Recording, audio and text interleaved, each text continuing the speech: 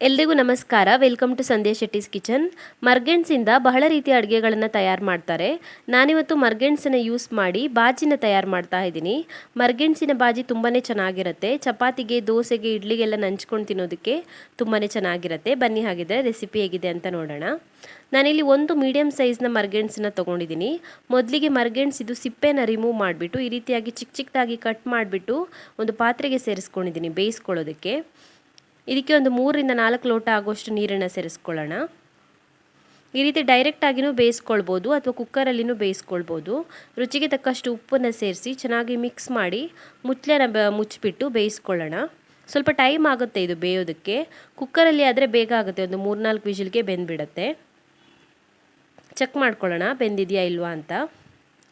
So ಈ ರೀತಿಯಾಗಿ ಮೆತ್ತಗಾಗಬೇಕು, ಅಲ್ಲಿವರೆಗೂ ಬೇಯಿಸ್ಕೊಳ್ಬೇಕು. ಚೆನ್ನಾಗಿ ಬೆಂದಿದೆ ಇದು. ಸ್ವಲ್ಪ ಟೈಮ್ ಬೇಕಾಗುತ್ತೆ ಬೇಯೋದಕ್ಕೆ. ನೀರನ್ನು ರಿಮೂವ್ ಮಾಡಿಬಿಟ್ಟು ಸಪ್ರೇಟಾಗಿ ಎತ್ತಿಟ್ಕೊಳ್ಳೋಣ ಇದನ್ನು. ಇವಾಗೊಂದು ಬಾಣಲಿನ ಕಾಯಿಸ್ಬಿಟ್ಟು ಅದಕ್ಕೆ 3ರಿಂದ 4 ಚಮಚ ಆಗುವಷ್ಟು ಎಣ್ಣೆನ ಸೇರಿಸ್ಕೊಳ್ಬೇಕು. ಹಾಗೆಯೇ ಒಂದು ಸ್ವಲ್ಪ ಕರಿಬೇವಿನ ಎಲೆಗಳನ್ನು ಸೇರಿಸ್ಕೊಳ್ಳಿ. 1/4 ಚಮಚ ಆಗುವಷ್ಟು ಸಾಸಿವೆ, ಹಾಗೆಯೇ 1/4 ಚಮಚ ಆಗುವಷ್ಟು ಜೀರಿಗೆನ ಸೇರಿಸ್ಕೊಳ್ಬೇಕು. ಅರ್ಧ ಚಮಚ ಆಗುವಷ್ಟು ಉದ್ದಿನಬೇಳೆನ ಸೇರಿಸ್ಕೊಳ್ಳಿ. ಅರ್ಧ ಚಮಚ ಆಗುವಷ್ಟು ಕಡಲೆಬೇಳೆ, ಹಾಗೆಯೇ ಅರ್ಧ ಮುಷ್ಟಿ ಆಗುವಷ್ಟು ಗೋಡಂಬಿನ ಸೇರಿಸ್ಕೊಳ್ಬೇಕು. ಚೆನ್ನಾಗಿ ಫ್ರೈ ಮಾಡ್ಕೊಳ್ಳಿ ಎಲ್ಲ ಐಟಮ್ಸ್ನ. ಬೇಕಿದ್ರೆ ಶೇಂಗಾನು ಸೇರಿಸ್ಕೊಳ್ಬೋದು, ಕಡಲೆ ಬೀಜನ. 1 ನಿಮಿಷ ಮೀಡಿಯಮ್ ಫ್ಲೇಮಲ್ಲಿ ಚೆನ್ನಾಗಿ ಫ್ರೈ ಮಾಡ್ಕೊಳ್ಳಿ.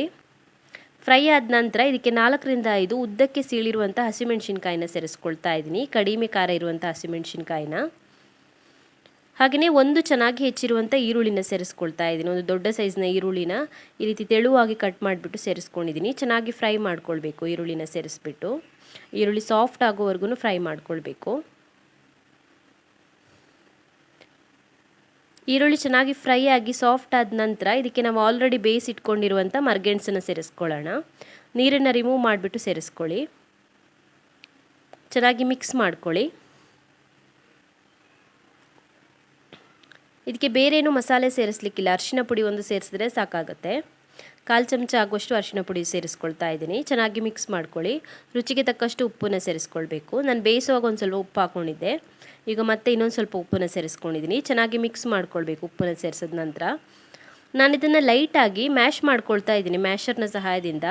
ಸೌಟಲ್ಲಿ ಮ್ಯಾಶ್ ಮಾಡೋದಕ್ಕಾದರೆ ಸೌಟಲ್ಲಿನೇ ಮ್ಯಾಶ್ ಮಾಡ್ಕೊಳ್ಬೋದು. ಸ್ವಲ್ಪ ಗಟ್ಟಿಯಾಗಿದೆ ಇದು, ಹಾಗಾಗಿ ನಾನು ಮ್ಯಾಶರ್ ಯೂಸ್ ಮಾಡಿಬಿಟ್ಟು ಮ್ಯಾಶ್ ಮಾಡ್ಕೊಳ್ತಾ ಇದ್ದೀನಿ. ಇಷ್ಟು ಮ್ಯಾಶ್ ಮಾಡಿಕೊಂಡ್ರೆ ಸಾಕಾಗುತ್ತೆ, ಪೂರ್ತಿ ಕರಗಬಾರ್ದಿದು. ಈ ರೀತಿ ಸ್ವಲ್ಪ ಇಡಿ ಆಗಿರಬೇಕು.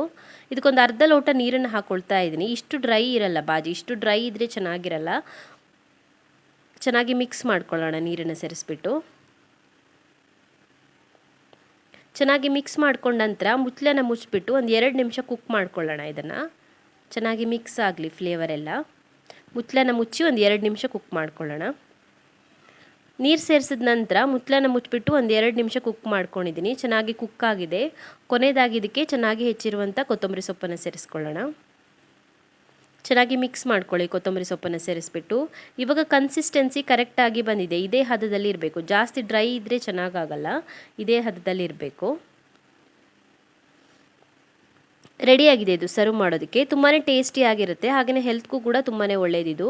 ಟ್ರೈ ಮಾಡಿ ನೀವು ಕೂಡ. ಚಪಾತಿ, ದೋಸೆ ಎಲ್ಲ ಮಾಡಿದಾಗ ಈ ರೀತಿ ಬಾಜಿನ ಪ್ರಿಪೇರ್ ಮಾಡಿದ್ರೆ ನಂಚ್ಕೊಂಡು ತಿನ್ನೋದಕ್ಕೆ ತುಂಬಾ ಚೆನ್ನಾಗಿರುತ್ತೆ.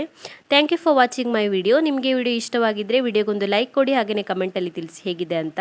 ನೀವು ನನ್ನ ಚಾನಲ್ಗೆ ಇನ್ನೂ ಸಬ್ಸ್ಕ್ರೈಬ್ ಮಾಡಿಲ್ಲ ಅಂದರೆ ಇವಾಗಲೇ ಸಬ್ಸ್ಕ್ರೈಬ್ ಮಾಡ್ಕೊಳ್ಳೋದನ್ನು ಮರಿಬೇಡಿ.